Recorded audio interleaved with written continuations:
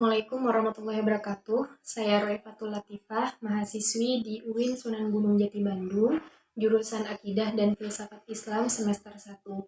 Tujuan dibuatnya video ini adalah untuk menuntaskan tugas ujian akhir semester pada mata kuliah Bahasa Indonesia yang diampuh oleh Dr. Menghanah MAG serta Ibu Faridah Nafilah MAG. Baik, pada kesempatan kali ini saya akan menyampaikan materi mengenai retorika, yang mana rujukannya saya mengambil dari buku Ilmu Teori dan Filsafat Komunikasi karya Profesor Onong Ujana Effendi MA, terbitan tahun 1993 yang berjumlah 422 halaman. Retorika adalah seni persuasi atau suatu uraian yang harus singkat, jelas, dan meyakinkan, dengan keindahan bahasa yang disusun untuk hal-hal yang memperbaiki, korektif, memerintah instruktif, mendorong sugestif, dan mempertahankan defensif. Nah, dalam bahasa Yunani, retorika ini berasal dari kata retor, orator, dan teacher, yang artinya adalah teknik pembujuk rayuan secara persuasi untuk menghasilkan suatu bujukan melalui karakter pembicara, emosional, atau argumen. Sedangkan retorika dalam bahasa Inggris yaitu berasal dari kata retorik yang artinya adalah ilmu berbicara, yang mana ilmu berbicara di sini yaitu didefinisikan sebagai penyampaian sesuatu di hadapan umum atau ucapan yang disampaikan untuk mencapai kesan yang diinginkan. Nah, merujuk dari retorika bahasa Latin, yakni ilmu berbicara, Clint Brooks dan Robert Penwaran dalam bukunya Modern Rhetoric mendefinisikan retorika ini sebagai the art of using language effectively atau bisa disebut sebagai seni penggunaan bahasa secara efektif. Nah, Plato mendefinisikan secara umum retorika ini sebagai seni manipulatif yang transaksional. Baik, kemudian saya akan membahas tentang sejarah perkembangan retorika. Yang pertama, retorika pada zaman Romawi.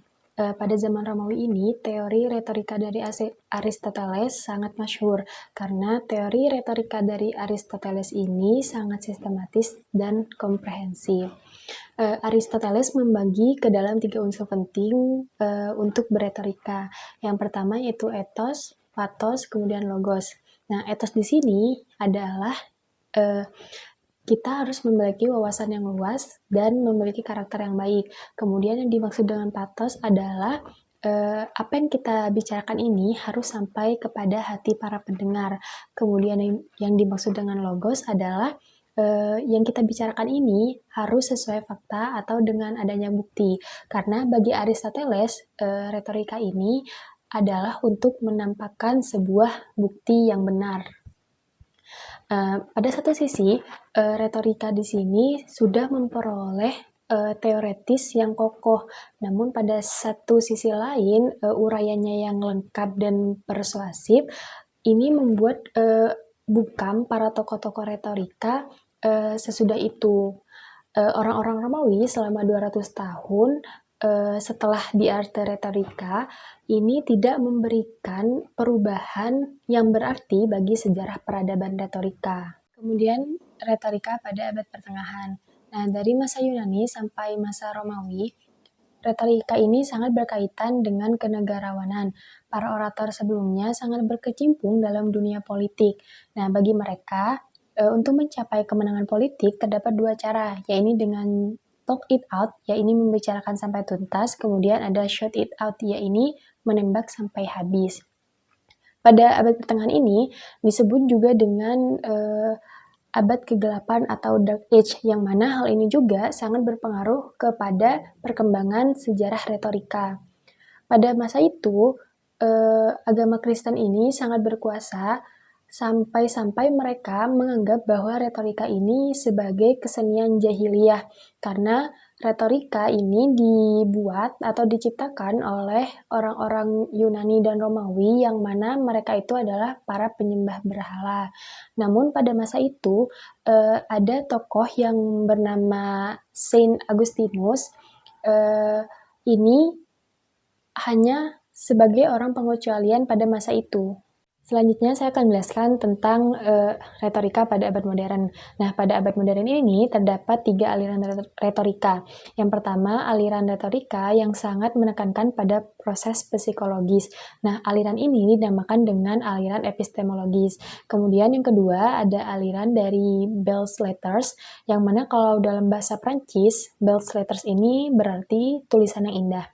Nah, aliran retorika Belletris ini sangat mengedepankan dari segi keindahan bahasa, kemudian dari segi estetis pesan, sampai kadang mengabaikan dari segi informatifnya. Kemudian yang ketiga, ada aliran yang sangat mengedepankan atau mengutamakan dari teknik penyampaian pidato. Nah, aliran ini dinamakan dengan aliran elokusionis.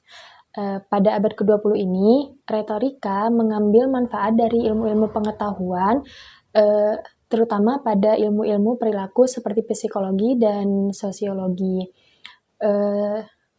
Retorika ini digeser oleh yang namanya speech communication, oral communication, sampai public speaking. Menjelaskan tentang jenis-jenis retorika.